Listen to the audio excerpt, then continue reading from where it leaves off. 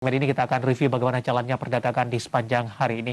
Dan kami ingatkan kembali Anda masih bisa berpartisipasi di telepon interaktif kami di 021 391 di 5201 dan juga ada WhatsApp interaktif kami di 0812 di 1398 di 3749 seperti yang tertera di layar televisi Anda. Saat ini kami sudah terhubung bersama dengan Bapak Kiswoyo Adijoy, Head of Investment PT Reswara Gian Investa melalui Zoom. Langsung saja kita sapa Pak Kiswoyo. Selamat sore, apa kabar Pak?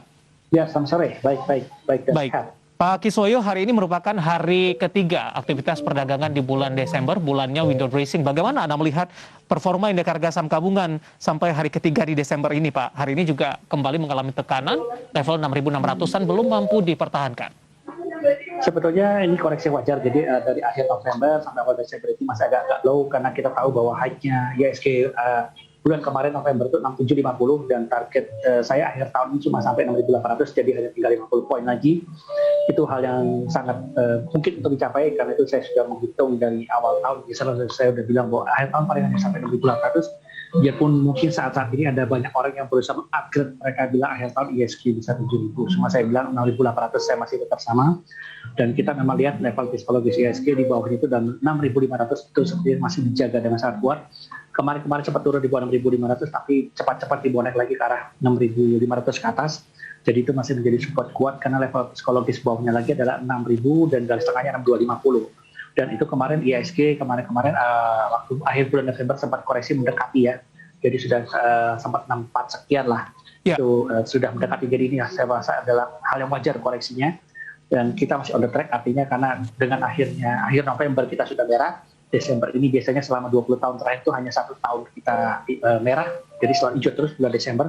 Itu 20 tahun terakhir juga hanya tahun 19 atau 18 tahun yang lalu. Jadi kita hijau terus, kayaknya tahun ini pun Desember akan tetap hijau dan mungkin kenaikannya akan lanjut terus sampai sekitar bulan Januari Februari, dan mungkin di Januari Februari baru kita bisa lihat IHSG ada angka sekitar 7.000. Pak Kiswoyo, adanya tapering, kemudian juga adanya varian baru Omicron, ini akan mempengaruhi skenario tidak nanti Pak? Atau Anda masih tetap optimis, indeks harga saham gabungan trennya masih akan tetap terjaga, window dressing masih akan terjadi seperti biasanya di Desember tahun ini?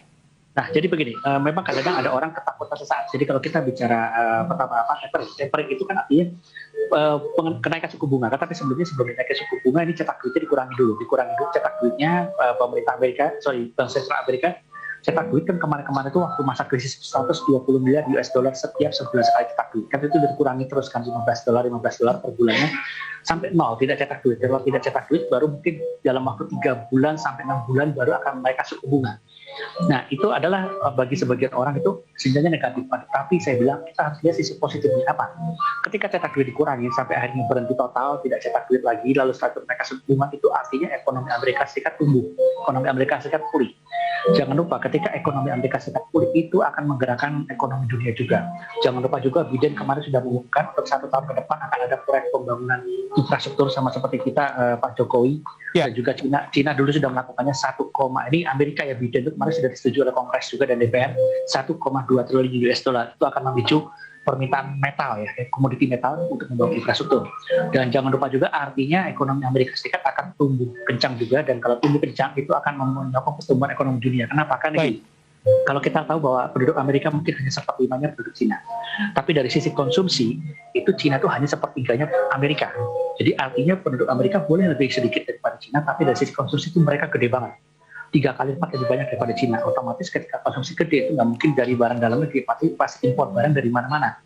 Mungkin salah satunya bahan bakunya dari Indonesia. Gitu kan. Jadi otomatis Pak Kiswoyo, artinya ini tidak perlu dikhawatirkan begitu Pak? Tidak perlu. Tidak perlu dikhawatirkan. Gitu. Omicron seperti apa? Pak Kiswoyo, singkat saja Pak. Untuk Omicron, jadi sebetulnya kita harus ingat bahwa memang kemarin Juli Agustus itu ada gelombang kedua, kita sangat parah, lebih parah daripada gelombang pertama, tapi terlihat bahwa IHSG tidak turun lebih dalam, atau padahal kalau kita lihat gelombang coronanya, gelombang kedua Juli Agustus itu kan lebih parah ya daripada gelombang pertama tahun kemarin. Tapi IHSG-nya ternyata sideways, tidak turun dibandingkan dengan tahun kemarin waktu awal-awal gelombang corona. Apalagi dengan Omicron ini saya rasa juga sama sih, orang sudah mulai kebal. Artinya orang nggak akan takut lagi dah dengan keberadaan virus corona varian-varian baru, mereka udah nggak takut lah. Baik, terkait dengan kondisi ini Pak Kiswoyo, untuk jangka pendek terlebih dahulu bagaimana Anda melihat arah pergerakan indeks harga saham gabungan untuk minggu depan Pak? Level support masih di 6.500, sehingga kalau sampai itu ada koreksi sesaat sampai turun di bawah level 6.500 mungkin sampai 6.250. Lalu setelah itu kita akan langsung menuju ke atas lagi ke area 6.800 lah. Mungkin kalau setelah menyentuh angka 6.800 mungkin akan ada koreksi dulu ya. Jadi mungkin tutupnya bisa jadi tidak di 6.800, tapi angka 6.800 akan disentuh lebih dulu lah di bulan ini. Gitu. Baik, angka 6.800 akan disentuh oleh indeks harga saham gabungan, tapi nanti tidak akan ditutup di level ini atau lebih di level posisi di bawahnya begitu? Ya, kurang lebih. Mungkin agak bawah sedikit apa naik Oke. kita. Nah, menghadapi dari proyeksi pergerakan indeks harga saham gabungan sampai dengan akhir tahun dari analisis Anda, strategi apa yang mungkin bisa diperhatikan oleh investor? Ini mumpung baru 3 hari perdagangan di bulan Desember ini, Pak Kiswoyo. Kalau kita lihat untuk ini memang kita sudah mulai dari bulan kemarin ya, dari bulan November itu kita sudah mulai ngebut ya kenaikan IHSG-nya, sehingga kalau kita tahu ya mungkin harusnya Januari Februari masih aman.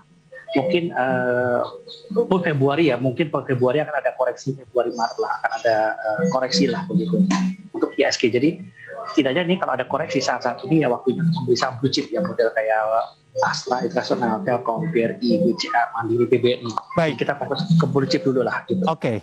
Pak Kiswoyo, kebetulan pertanyaan ini sudah banyak yang masuk. Kebetulan juga ada yang menanyakan BBCA ini. Kita akan coba sekaligus bahas ini bagaimana rekomendasi BBCA dari para pandangan Anda. Kita akan coba sapa Bapak Tarigan yang ada di Medan. Terima kasih juga sudah bergabung bersama kami. Untuk BBCA, support dan resistennya. Ini sudah ambil posisi Pak di 7.500. Bagaimana view-nya, outlook-nya sampai dengan akhir tahun ataupun untuk jangka pendek, Pak Kiswoyo?